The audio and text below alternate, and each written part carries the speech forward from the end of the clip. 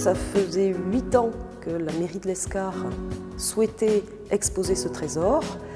Et puis, ça a été une véritable épopée, finalement, cette installation du trésor, avec des marchés infructueux, des entreprises qui ont fait faillite, des nouvelles contraintes de sécurité qui se sont imposées.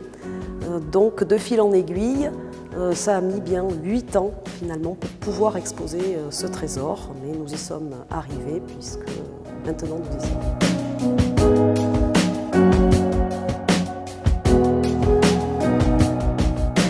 Donc pour visiter le trésor, compte tenu des contraintes de sécurité, il faut que ça se fasse au cours d'une visite avec l'Office du tourisme ou bien d'une visite officielle réalisée par le service patrimoine de la mairie de l'Escar.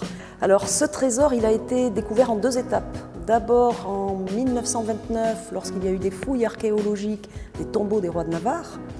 Et à ce moment-là, on a découvert une première partie du trésor, et notamment la crosse Saint-Michel que l'on voit là.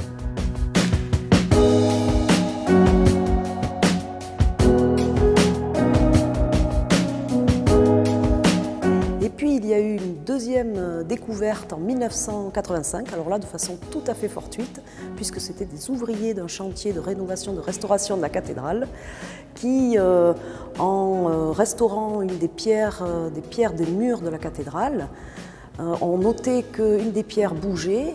Et à force, on fait découvrir en fait ce trésor derrière ce mur, puisque le mur s'est effondré, et derrière ce mur a été découvert là une sépulture autour de laquelle des attributs et de l'orfèvrerie, des objets d'orfèvrerie ont été découverts, et plus particulièrement la crosse de bronze doré qui est ici présentée et qui est exceptionnelle.